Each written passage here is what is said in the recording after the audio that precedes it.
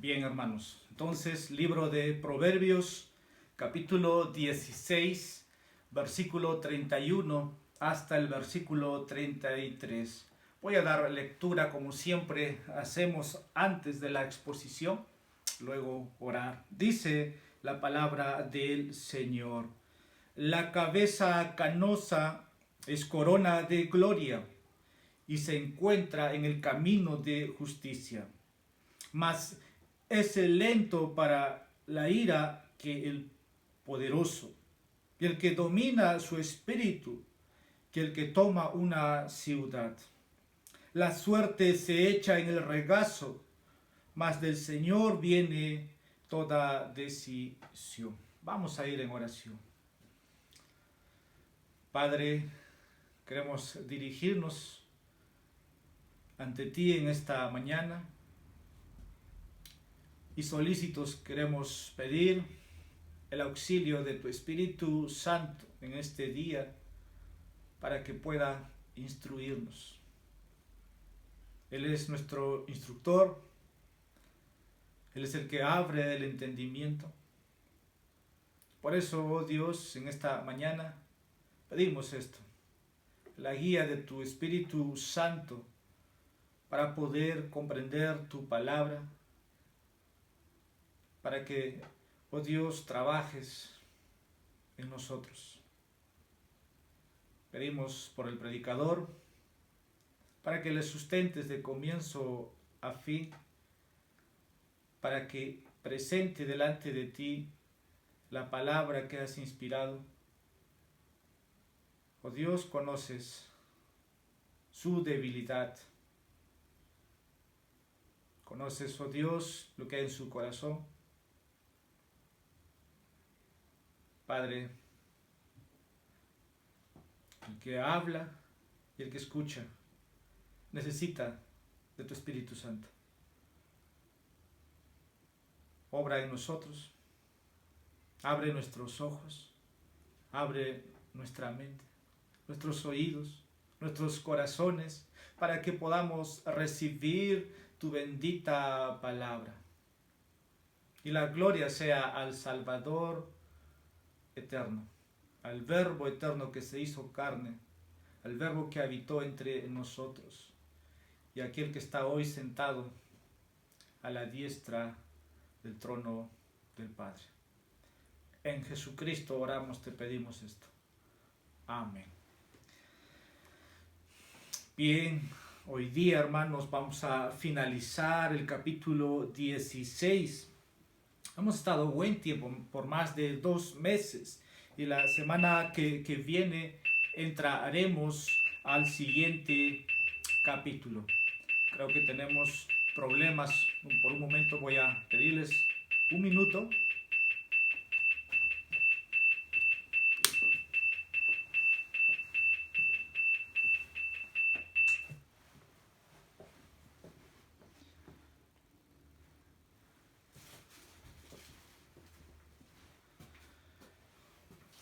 Bien, voy a seguir. Siempre hay dificultades. Espero hacerlo de la mejor manera. Vamos a entrar, hermanos, a la recta final del capítulo 16. Quiero titular esta sección, estos 3 versículos: viviendo sabiamente. Viviendo sabiamente. Recuerdo antes haber puesto un título, hablando sabiamente. Pero Proverbios nos habla de la sabiduría de Dios. Y lo que vamos a ver en esta mañana tiene que ver con lo que el versículo 31 nos puede hablar de una persona adulta. Pero hemos visto a través de Proverbios que la sabiduría está disponible para todo tipo de personas, para todo tipo de personalidades. Con esto quiero decir, no hay restricción de Dios para que conceda sabiduría a un joven, a una jovencita, a un anciano. El anciano necesita sabiduría hasta el último día de sus vidas. El que es joven tiene que aprender sabiduría para poder dirigir sus pasos.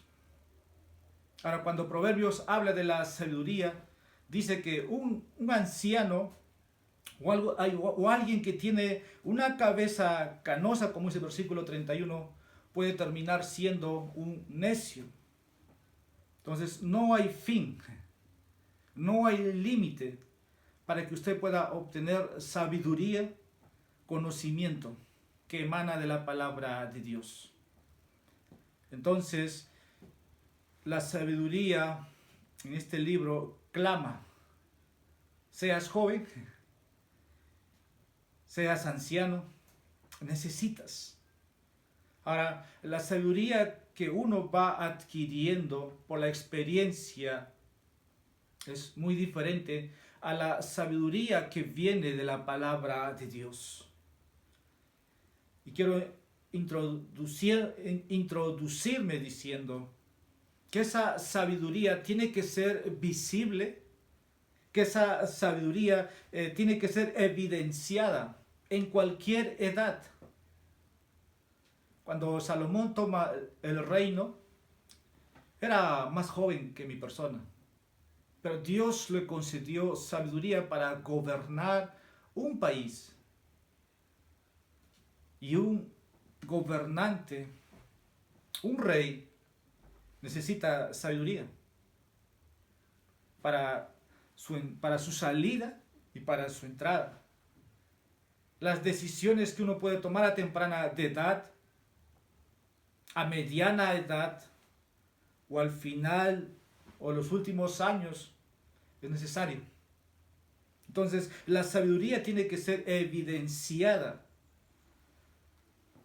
Eso podemos verlo cuando un hermano, cómo se conduce, cómo se expresa, cómo aconseja, cómo testifica y cómo predica.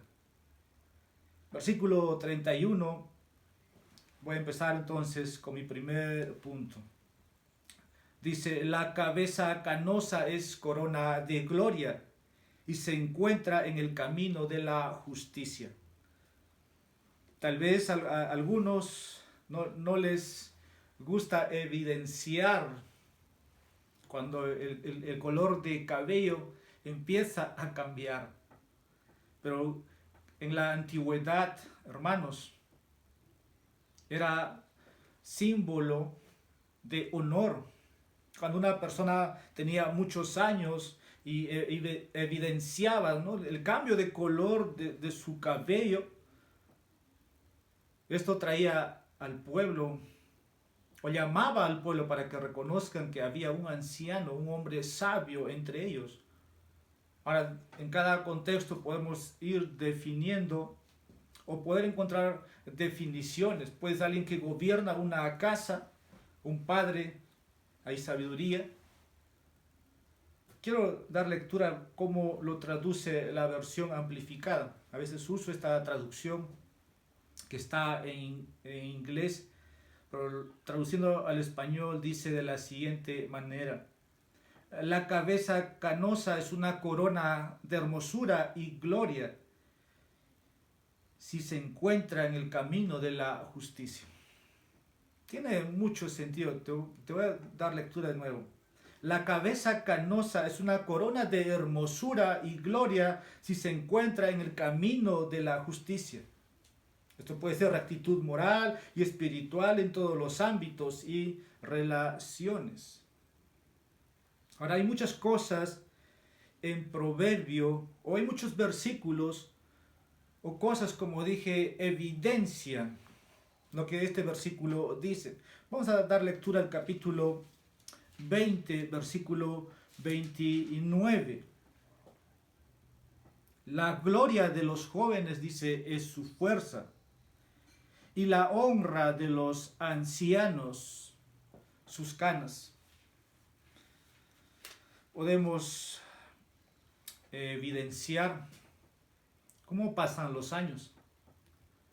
El día de ayer, la noche, me estaban haciendo el corte de cabello y el joven que me hacía el corte Me dice usted, de aquí a 10 años va a estar sin cabello.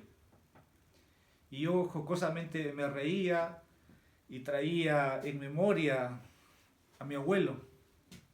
Le respondí al joven respetuosamente que mi abuelo terminó sin cabello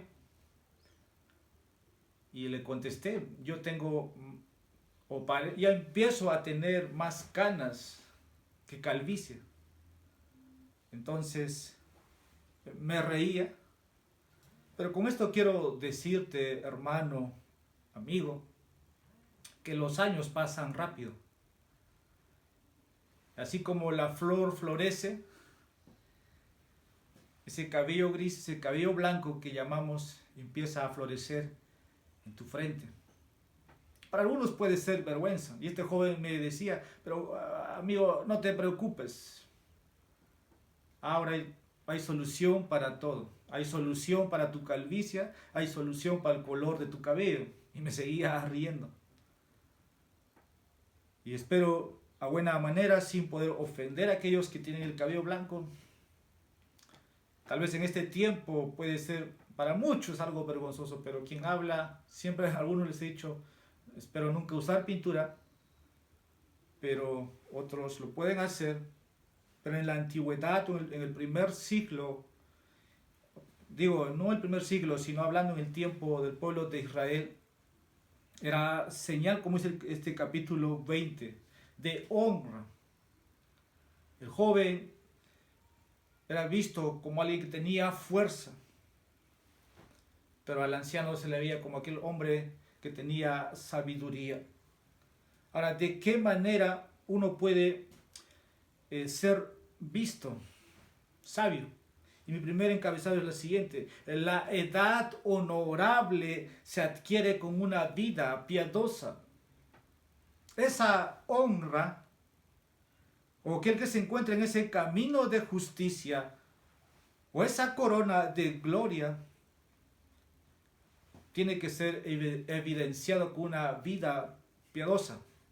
Entonces, no todos los que llegan a una edad de 50, 60, 70 significa que son sabios o tienen esa corona de gloria, sino la edad honorable se adquiere con una vida piadosa.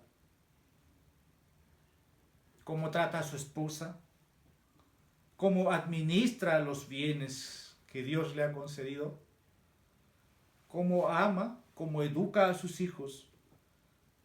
Pero el área en que Proverbios quiere enfatizar aquí es la edad de un hombre. Y sé que me dirijo, estoy hablando a hombres mayores que yo. Entonces, este proverbio tiene que ver con la edad de un hombre. Quizás no hay mayor corona de honor cuando uno ha alcanzado todo por la gracia de Dios, que ha madurado en las cosas de Dios y posee una dignidad piadosa. Ahora, uno de los términos en el Nuevo Testamento para pastor es anciano. Entonces, se requiere madurez. Ahora, el término cabeza gris, o como dice cabeza canosa, es un simbolismo hebreo que se refiere a una persona que está envejeciendo. Vuelvo a decir, no es vergüenza y no es ofensivo lo que cito. Es parte del ciclo de la vida que un hombre pasa. Nace como un bebé y un día tiene que terminar como un anciano. Pero en el tiempo de Salomón o en la antigüedad, la edad era muy estimada. Tal vez hoy día no se ve eso en la sociedad moderna contemporánea que vivimos. Como los hijos no honran a sus padres. Ahí te puedes imaginar lo que quiero decir. Pero en el tiempo de Salomón, la edad era muy estimada. De hecho, se asumía que aquel que vivía muchos años o largos años era alguien que había andado rectamente. Y el Señor había extendido sus años. Recuerda al anciano Jacob. Al final, como llega a Egipto, ve a su hijo José y Dios le había dado años. Pero es consecuencia de haber andado en un camino recto. Y Dios de una u otra manera retribuyó a su vida o a su peregrinaje, dándole longevidad. Así que este versículo, para aquellos que sobrepasan los 60, 70 años, debiera ser un tiempo para poder reconocer que el Señor ha estado con ellos y de ellos se les requiere que permanezcan andando en ese camino de justicia, que sean andando rectamente según lo que dice la palabra del Señor. Eso será el honor que los que estamos abajo o los hijos veamos en ellos, que es muy contrario a un versículo que vamos a dar lectura. El Salmo 55, versículo 23, dice de la siguiente manera: pero tú, oh Dios, los harás caer al pozo de la destrucción. Los hombres sanguinarios y engañadores no vivirán la mitad de sus días. Mas yo en ti confiaré. Lo que hemos visto la semana pasada era, el día miércoles, hablando o estudiando en el libro de Job, en el capítulo 37, capítulo 36, de cómo de repente el malvado, el sanguinario o el corrupto era cortado temprano. Y creo que Salmo aquí está diciendo lo mismo. No van a vivir ni siquiera la mitad de sus días. Por eso, hay algo contrario también que voy a decir esto. Porque tú puedes ver en las escrituras hombres que hicieron mucho mal y que probablemente vivieron muchos años. Y hoy día puedes conocer hombres y mujeres que están sobrepasando los 80, 90, 100 años. Ayer conversaba con un primo mío, muchacho, 14, 15 años, y hablábamos de Matusalén. Me preguntaba quién fue el hombre que vivió más años. Y tuve que hablar de este hombre. Usted tiene la historia en Génesis. ¿Qué representa vivir tantos años y al final nunca arrepentirte? Y trataba de una manera lo más entendible que pudiera ser oído decirle que por más que una persona pueda vivir o pasar los 100 años, y si no se arrepiente, ¿de qué sirve haber vivido? Necio, va a decir Dios. A tus 100 años, a tus 120 años, esta noche se te pide tu alma. Y Matusalén representa eso. Y muchas veces también he dicho, si Dios concede muchos años a una persona, es solamente para que pueda arrepentirse. Y ahí se puede ver la longanimidad de Dios, la misericordia de Dios todavía, buscando que el pecador se arrepienta. Ahora, Salmo nos dice aquí que no llegarán a la mitad de sus días. Y dentro de un momento vamos a ver de cómo hombres sanguinarios fueron cortados a temprana edad. Ustedes conocen a Alejandro Magno. No pasó ni los 33 años. Murió antes de esa edad. Ahora, en el pueblo judío, las personas mayores eran muy valiosos y tenían que ser estimados por el pueblo, porque representaba la sabiduría del pueblo. Y el no hacer eso era pecado. Isaías capítulo 3, versículo 5. Vamos a dar lectura. Y el pueblo será oprimido el uno por el otro, y cada cual por su prójimo. El joven se alzará contra el anciano, y el indigno contra el honorable. Qué triste leer esto. Pareciera que vivimos en tiempos del profeta. Hoy se ve en las noticias, en la prensa, todo esto. Continuamos. Entonces, este Proverbios nos dice que todas las personas con canas pueden llegar a ser sabias, pueden llegar a ser respetados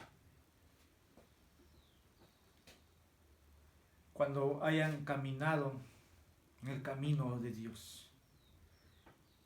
Ahora, si eso no ha sucedido, entonces solamente tenemos un andante, alguien que camina sin propósito. Mi llamado para aquellos que están andando en ese camino, donde Dios les ha hecho que camine, es que permanezcan. Y dejen la necedad. Me recuerda esto a lo que Jesús dice en Juan capítulo 15. Que un árbol debe dar fruto. Entonces, un anciano debe dar más fruto.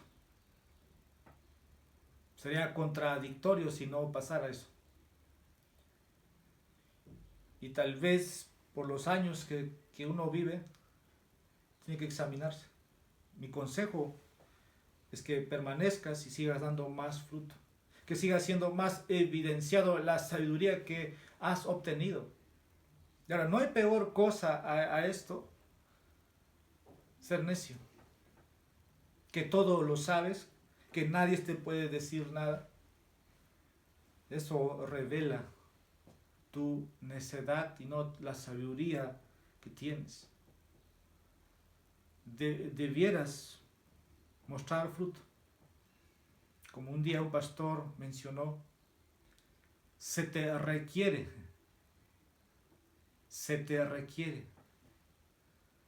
que des fruto de sabiduría. Quiero pasar al versículo 32. La verdadera fuerza se encuentra en una vida controlada. Volvamos a nuestro texto. Dice el versículo 32. Mejor es el lento para la ira que el poderoso, y el que domina su espíritu que el que toma una ciudad. Ahora vamos a hablar de aquel que tiene autocontrol o tiene dominio propio, porque dice, mejor es el lento para la ira que el poderoso, y el que domina su espíritu que el que toma una ciudad. Y estoy diciendo que la verdadera fuerza o aquel que tiene el poder es aquel que tiene el control. Hay un fruto del Espíritu Santo que se llama dominio propio. Y vamos a ver un poco de esto. Ahora, el concepto de ser lento para la ira es una parte fundamental de la sabiduría. Hemos visto a través de Proverbios, siempre con los conceptos que nos vamos repitiendo, y nos recuerda una y otra vez cómo aquel que pierde el control puede perderlo todo. Y esto nos recuerda a ti y a mí de cómo en un instante lo podemos echar a perder todo. Y allí la sabiduría hablándonos. Y este proverbio tiene que ver con aquel que controla sus emociones. Dice el proverbio que esta persona es más poderoso aquel que puede conquistar o tomar una ciudad. Y la Biblia tiene mucho que decir acerca, por ejemplo, de una persona que tiene un mal carácter, un mal genio. Hemos visto en el capítulo 14, versículo 17, que es un necio. Aquel que tiene falta de comprensión, versículo 29. Aquel que es débil. Aquel que peca. Entonces, este versículo tiene que ver con esto de cómo uno puede tener control y va a lograr lo que dice este versículo. Ahora, nosotros siempre hemos dicho que tenemos que disciplinarnos y las escrituras nos ayudan en eso. Cuando hablamos, como dice el proverbio aquí, mejor es el lento para la ira. Muchos pueden, como dije, un segundo, perderlo todo. Y esta es la palabra de tener control. Ahora, en lo secular, hay personas que tienen dominio. Y en el ámbito espiritual, también hay hombres y mujeres que tienen control. Ahora voy a pasar a definir lo que significa tener autocontrol. Hay una palabra en el hebreo para este significado, es la palabra azar, que significa restringir o prevenir. Voy a poner un ejemplo. Por ejemplo, Sara, cuando se queja, dice: "He aquí el Señor me ha impedido tener". O Jeremías, cuando está encarcelado, ahí encerrado en un tribunal. Por eso el significado de la palabra restringir o prevenir. Entonces puede ser limitar, confinar, suprimir. Hablando de la palabra autocontrol, vamos a usar algunos ejemplos a través de Proverbios. Por ejemplo, dice Proverbios capítulo 29, versículo 11. Podemos por un momento dar lectura. Voy a ilustrar a través de este versículo de cómo alguien que controla sus emociones, dice este capítulo. Proverbios capítulo 29, versículo 11. Dice: "El necio da rienda suelta a su ira, pero el sabio la reprime". Aquí tienes al necio y tienes al sabio, de alguien que controla sus emociones y de alguien que lo reprime.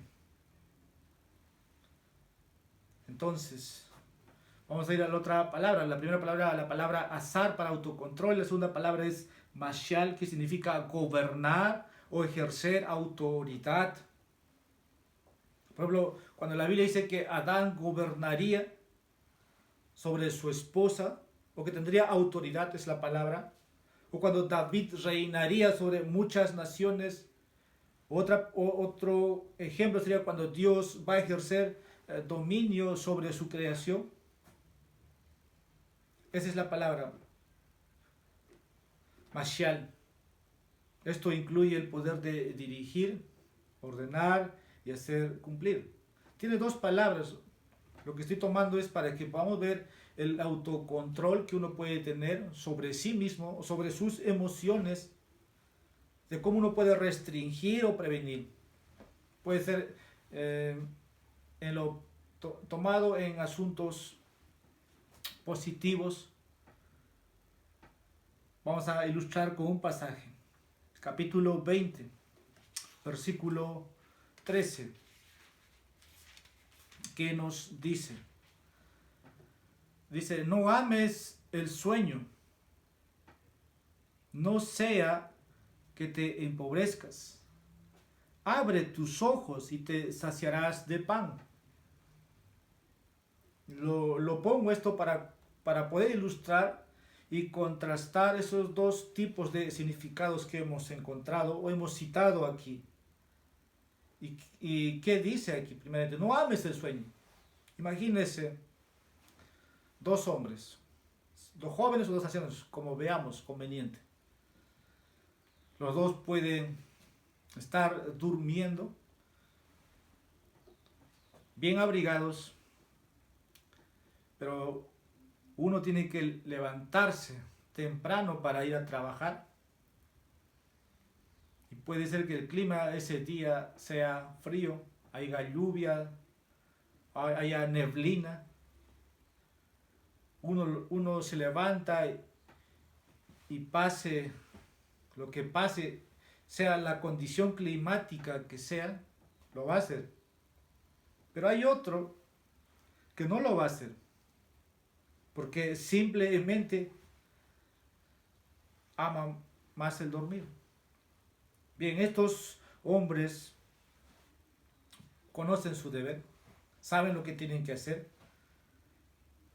saben que deben comer.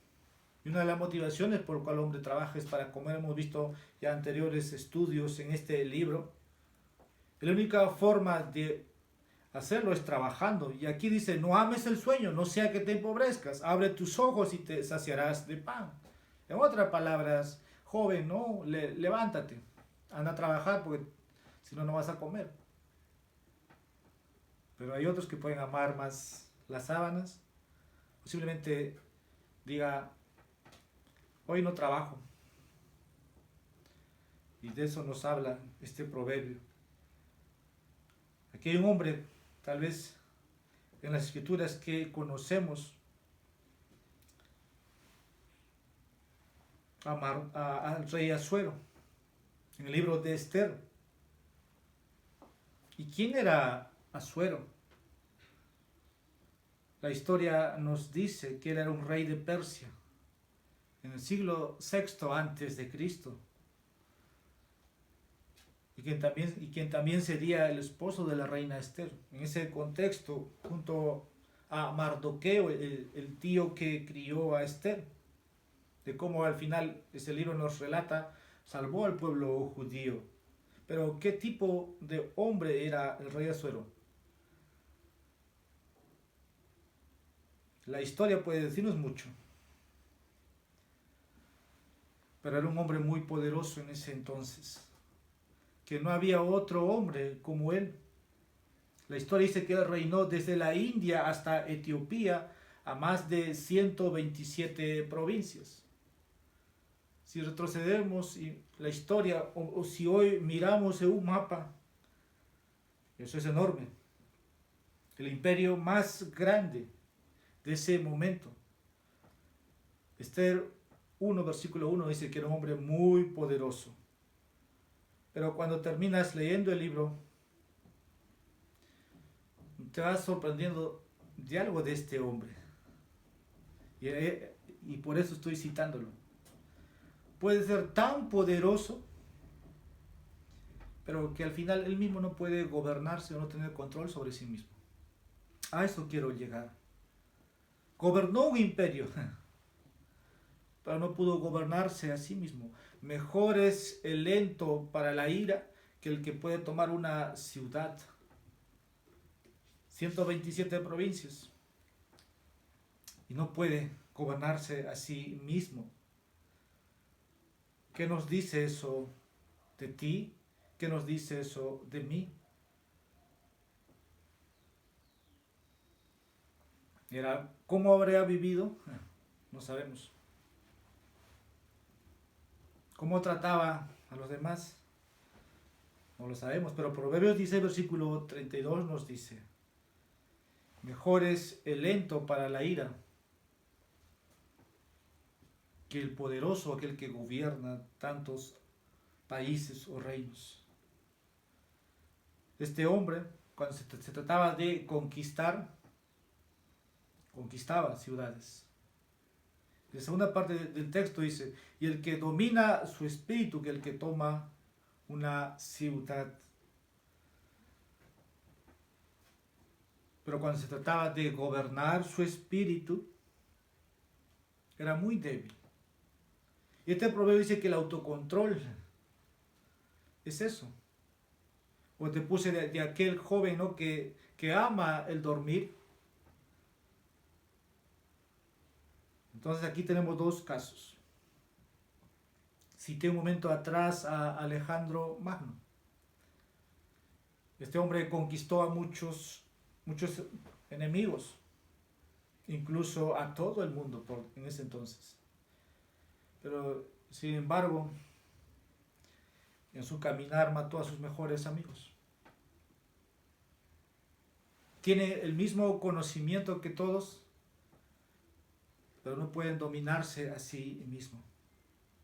Hablando del primer caso, duermen todos, hablando puede ser jóvenes, ancianos,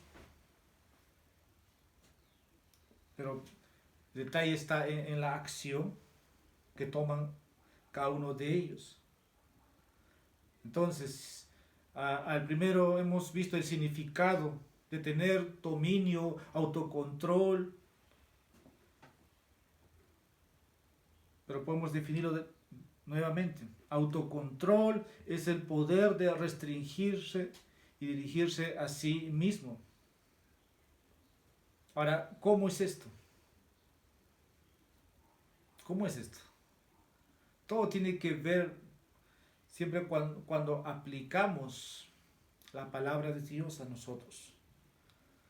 Porque salimos de la iglesia, o cuando tú sales al mundo, hay mucha gente que practica el autocontrol.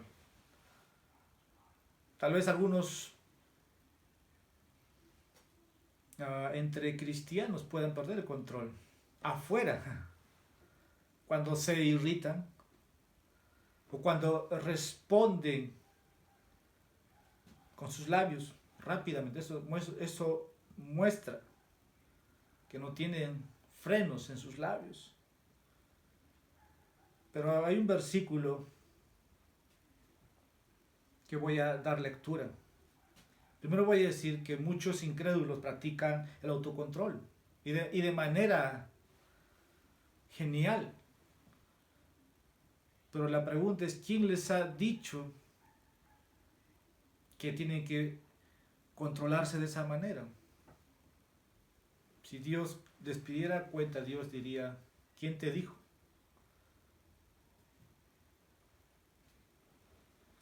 Porque ese autocontrol todavía no está sometido a Dios. Colosenses capítulo 2, versículo 23, dice, tales cosas tienen a la verdad la apariencia de sabiduría en una religión humana, en la humillación de sí mismo y en el trato severo del cuerpo, pero carecen de valor alguno contra los apetitos de la carne.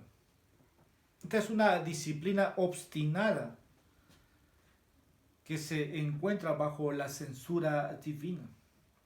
Tienen apariencia de sabiduría. Y ahí la diferencia entre un cristiano y un no cristiano. Así que el autocontrol puede ser practicado por el incrédulo y por el creyente. Pero cuando se trata de que el creyente tiene el control, porque es alguien que está sometido a Dios, a la palabra de Dios, y Dios ve eso.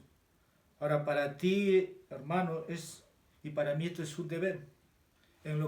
Cuando piensas, cuando sientes o dices o lo que haces. Tenemos que tener control de nuestras emociones, nuestros temperamentos. Hemos visto antes, Proverbios capítulo 14, versículo 17. El hombre pronto a la ira obra neciamente. El hombre de malos designios es aborrecido. Versículo 29, mismo capítulo. El lento para la ira tiene gran prudencia, pero el que es irascible ensalza la necedad. Este proverbio nos ordena que tú y yo controlemos nuestro temperamento. En otras palabras, nuestras emociones deben controlarse. Afuera puede ser eso visible, pero también se nos requiere que esto lo hagamos cuando venimos, por ejemplo, a adorar en el día del Señor, no solamente en el trabajo, en la casa también. Cuando estamos, sobre todo en el día del Señor, en todo contexto debe haber un control. Y ahí, hermanos, la sabiduría que el proverbio nos recuerda. Así que somos llamados a frenar nuestras emociones repulsivas, a que seamos llenos del Espíritu Santo, porque es la única manera. La Biblia dice: no os embriaguéis con vino y disolución. No os embriaguéis con vino donde hay disolución, sino más bien sed llenos del Espíritu Santo. Para finalizar, versículo 33. La suerte se echa en el regazo, mas del Señor viene toda decisión. Aquí vamos a ver lo siguiente, que la soberanía de Dios está involucrada en toda la vida. Este capítulo 16 empezó llamándonos a la soberanía de Dios. Una vez más quiero leer en la versión amplificada, traduciéndole de la siguiente manera. Dice esta versión: la suerte se echa en el regazo, pero la decisión es totalmente del Señor. Incluso los eventos que parecen accidentales son realmente ordenados por Él. Este pasaje a muchos les ha traído interrogantes, curiosidad, pero solamente voy a decir lo siguiente: que Dios de antemano ya ha predestinado todo. Por eso todo está aquí también dentro de la providencia de Dios. Vamos a un poco entender este versículo. Salomón empezó hablando en el capítulo 16, versículo 1, hablando de la soberanía. Incluso en nuestro hablar, ahora aquí termina diciendo que la señal de la sabiduría de un hombre está en que considera la soberanía de Dios. Eso es. Y en cada circunstancia. En la mente judía, echar suertes apelaba a la soberanía de Dios. Este concepto pequeño creo que es suficiente. Ahora, uno puede leer muchos versículos, siempre se echaban suertes. Por ejemplo, para distribuir las tierras, para la asignación de los roles en el templo, para determinar a aquellos que iban a oficiar dentro del templo. Nehemías nos dice de aquellos de quienes vivían en Jerusalén, Nehemías capítulo 11, versículo 1 al 5, cuando volvieron, cuando se trataba de responder a algunos problemas serios. Hay mucho texto del Antiguo Testamento. La pregunta que algunos se hacen es que si debiéramos seguir echando suertes ahora en el tiempo de la gracia o en el Nuevo Testamento. Cuando tú llegas al Nuevo Testamento, todavía hay inicios. Por ejemplo, cuando Zacarías se le tiene que permitir que realice un servicio sacerdotal, Lucas capítulo 1, versículo 8 al 9, que a los sacerdotes les tocaba tal vez una vez en toda su vida entrar a ese lugar santísimo. En esa vez le tocó a Zacarías. Lo último que tenemos cuando Matías fue nombrado como uno de los 12, porque Judas había traicionado al Señor y alguien tenía que reemplazarlo. Hechos capítulo 1, versículos 20 al 26. ¿Y qué hicieron los apóstoles aquí? Habían requisitos para reemplazar a Judas. Pero los apóstoles, hermanos, se sometieron a la voluntad soberana de Dios. No escogieron a cualquiera. Habían requisitos. Es verdad, se echaron suertes. Pero vamos a entender lo que quiero decir cuando se sometieron a la voluntad soberana de Dios. Versículo 25 en Hechos, capítulo 1 dice, lo vieron como un ministerio. Esta palabra significa de alguien que va a servir, un sirviente. Cuando se trató de reemplazar a Judas, no eligieron al mejor candidato, o al que trabajaría mejor con ellos, no, porque ellos lo vieron como un ministerio. Cada uno de ellos tendría sus favoritos, yo diría, sus antecedentes o su currículo, pero no, lo vieron como un ministerio. Y así los 11 se sometieron a la voluntad soberana de Dios. Por eso es que ahí empezaron a enumerar los requisitos. Alguien que había seguido a Jesús, por ejemplo, desde los primeros días, hablando desde el ministerio terrenal que nuestro Señor hizo, de cómo al final estuvo en todo su peregrinaje.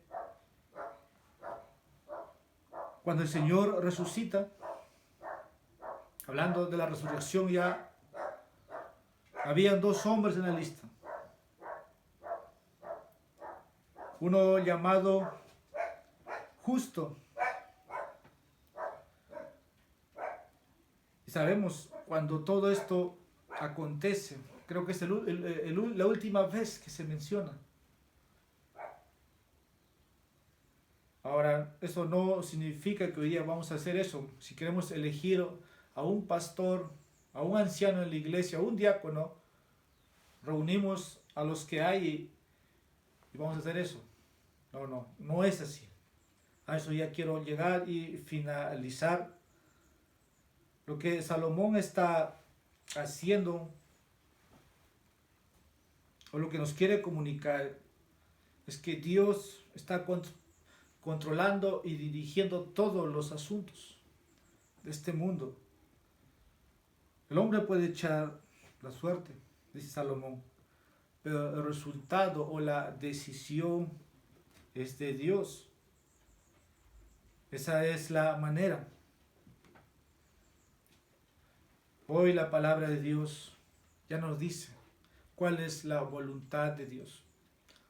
Cómo una iglesia tiene que hacer la elección de sus ancianos, hablando de sus pastores, de sus diáconos. Ya no echamos suertes, como fue en Pentecostés, hablando con el reemplazante de Judas. Y la mejor manera que hoy día tenemos para tomar las decisiones es la palabra de Dios. Vamos a dar lectura, segunda de Pedro, capítulo 1, versículo 19. Ya estamos concluyendo, hermanos. Dice, y así tenemos la palabra profética más segura, a la cual hacéis bien en prestar atención como a una lámpara que brilla en el lugar oscuro hasta que el día despunte y el lucero de la mañana aparezca en vuestros corazones. Suficiente, diría yo. Ya no es al azar, sino que ahora tomamos la palabra de Dios para tomar decisiones. Es la voluntad revelada. Y es lo que tenemos que hacer. ¿Habrá situaciones difíciles? Sí va a haber. Y vamos a tomar al azar las decisiones, no. La Biblia dice que en la multitud de consejeros hay sabiduría. No puede haber una división, tiene que haber un consenso para que Dios pueda mostrar cuál es la voluntad. Hemos visto en este día es que Dios dirige, Dios controla y nada sucede por casualidad. Como empecé este versículo 33, que Dios ya predestinó todas las cosas, aún la muerte de su Hijo. Esto, hermanos, debiera impulsarnos a vivir una vida sabia y piadosa. Seas joven, seas anciano, cuando tu color de cabello está cambiando, eres llamado a la sabiduría. Frena tus emociones, sometiéndote al Espíritu Santo, sometiéndote a la palabra de Dios. Y por último, Dios está dirigiendo su iglesia, Dios está dirigiendo a su pueblo, en otras palabras. Pedro nos ha recordado que tenemos la palabra profética más segura, a la cual hacéis bien en prestar atención. Para nuestros amigos es igual. Debes prestar atención a la palabra de Dios. Vamos a orar. Padre, te damos gracias por empezar esta mañana estudiando tu palabra. Rogamos que nos concedas cada día un dote de tu sabiduría para nosotros en tu palabra. Necesitamos para poder caminar en ese camino de rectitud. Oh Dios, también te pedimos que perdones nuestros pecados cuando hemos sido necios, cuando hemos sido sometidos a la voz de tu Espíritu, que es tu palabra. Señor, nos has dado una mente para poder pensar, que sean usados para pensar de acuerdo a lo que tu palabra dice, sea en las decisiones que tengamos que tomar, sea cuando tengamos una situación difícil de cómo podemos frenar nuestras emociones, tu palabra nos dictamine qué es lo que debemos hacer. Queremos honrarte en todo lo que hacemos, decimos, pensamos y sentimos. Te pedimos ayuda. Como también, Padre, ayudes al incrédulo para que reconozca, oh Señor, que todo lo externo no es suficiente. Convénceles que tiene que nacer de nuevo si quiere ver el reino de Dios. Juan capítulo 3. De cierto os te digo que si no naces de nuevo, no puedes ver o no verás el reino de Dios. Padre, gracias por este domingo. En Jesús te pedimos todo esto. Amén. Queridos hermanos, Dios los bendiga y gracias a nuestras visitas por acompañarnos, que a partir de las 7 de la noche en adelante vamos a estar en el sermón dominical de este día. Entonces hasta más tarde. El Señor los bendiga.